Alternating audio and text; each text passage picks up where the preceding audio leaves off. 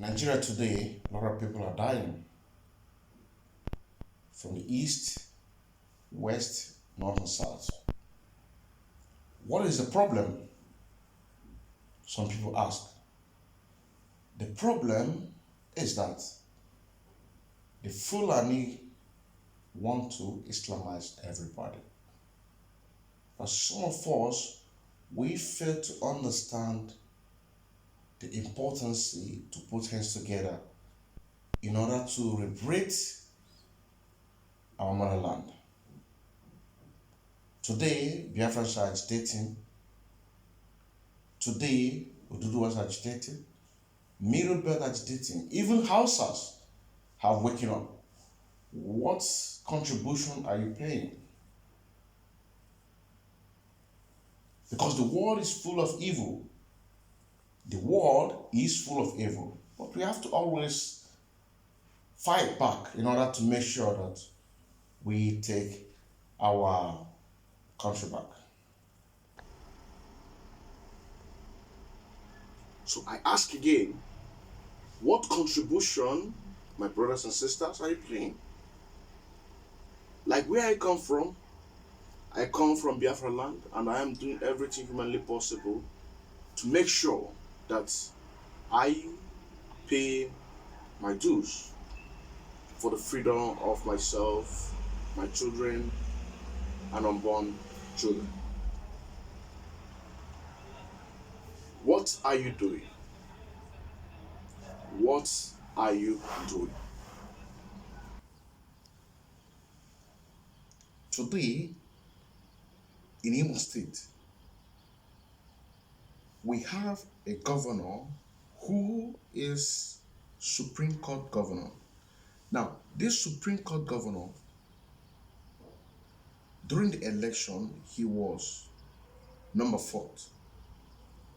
But a certain person who won the seat was kicked out in order to bring Hope Uzodinma as the Imo State governor. The question is why? Now let me tell you the reason why. The reason why is because the agenda for Islamizing everybody need to begin in Imo State. In Imo State. Now, followed by the Ohaneze Ndiwo presidency, which the election was just a few weeks ago, and there was a letter sent to Chief John Onyanwodo, the former Ezendiwo president, who sent the letter. The people that sent it is the Fulani Nimeti Allah. They sent a letter for him to choose their favorite successor, a man called Obioso. But surprisingly, it actually happened the way it was predicted, or it was sent to them, because that letter was reviewed that a lot of people, we saw it.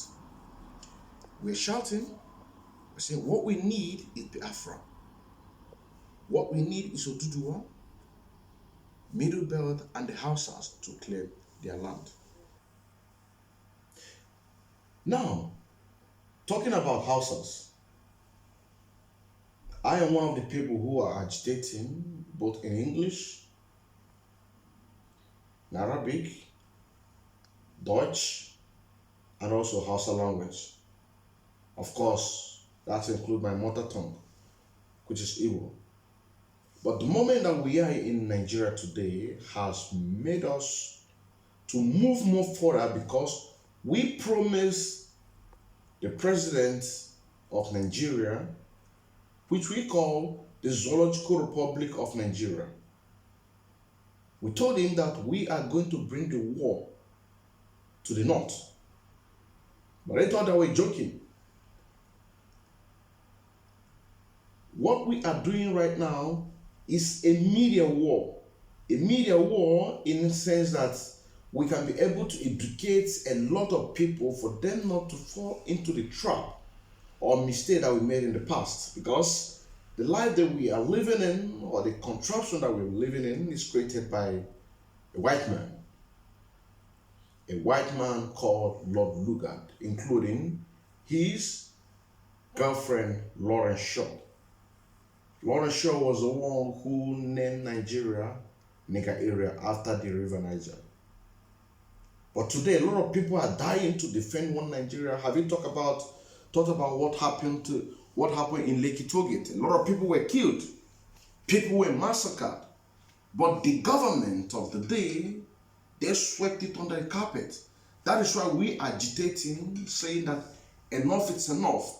And the only way that we can have our rights to live is through restoring Biafra, restoring Oduduwa, Middle Belt, and for the Hausa people to take back their land. Because without that, we will pass on to this to our children. And before you know it, our land will be gone. A lot of people thought that what is happening in Nigeria today is political, but no, it's not political crisis. Some people thought that what is happening in Nigeria today is ethnic tribalism, etc., etc. But I tell you what is the cause of Nigeria. What is the cause of Nigeria is the agenda of a man called Othman Dan Fodio, who came from Senegal, through the northern part of Nigeria in 1804. He met the king of Gobe, an Hausa king, and told him that I want to educate your son the way of Islam, for him to be able to appreciate and understand the deep of Islam. But Lord and behold, what did he do? He went ahead to poison the mind of his son against his father. That was the beginning of the House of Lord. That is why today, we, the indigenous people of Biafra, have been able to debunk every aspect of names, say, House of Fulani. Because we know that the only tradition that Hausas have is just that name. Their culture is gone. They don't have a state in the Zoological Republic of Nigeria. They don't have a say in the political arena. They are being treated as a conquered people. That is why I'm telling you, my brothers and sisters, we must wake up in order to stop the total Islamization of the country. Because imagine, how would you feel that somebody will come to your house and ask you to give up your religion and follow Islam on a gunpoint? We don't have a problem if you do that on your own free will. No problem. But somebody persuading you to do that, which is what is going on. Problem of damnable Zoological Republic of Nigeria. It is not tribalism. It is not political, but the agenda. Because if it is political, what stops them to change the 1960 to return back 1963 Constitution, instead of using the 1999 Constitution that a single man single-handedly wrote? A single man, a man from the Fulani, by himself, he wrote a constitution, 1999 Constitution, and presented it to the whole world and said that we, Nigeria, have agreed on this constitution. That is why whatever is happening in the House of Representatives, senators, or even your local or councillor, they don't represent you. They are there in order to do what? To represent themselves and serve their masters, which is the Fulanis. This is what our governors are doing, serving their masters. From so-called South-South, from so-called Southeast. This is what they do. In the West, this is what they do. They serve their masters. They are not here to represent you. That is why, as a youth, you must stand up and claim what rightly belongs to you. Because one thing I want to tell you is this, that freedom is not given freely.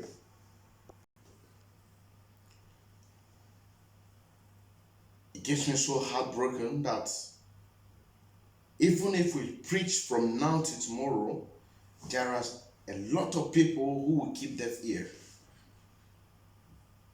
Even if we keep on shouting, there are a lot of people who will keep deaf ear. What I want you to do, wherever you're watching this program from, call home, ask your people what is going on. And I bet you they don't know what is going on. Call your people right now, ask them, are you aware that right now in Imo State, in Olu, military has invaded Olu and begin to kill civilians, begin to kill innocent vigilante ESN who swore by their life in order to protect their life and their property, because the federal government failed to protect them. I bet you your family, they don't know what is going on. I bet you. ESN is supported by a law that was implemented in 1969. It's called tort law. But because of that, the Nigerian government has no regional security. What they only have is federal police. So there is no way states can be able to do what? To implement that. What am I talking about? That call home, ask your people if what is going on, they are aware of it. I bet you they don't. ESN is legal, support ESN.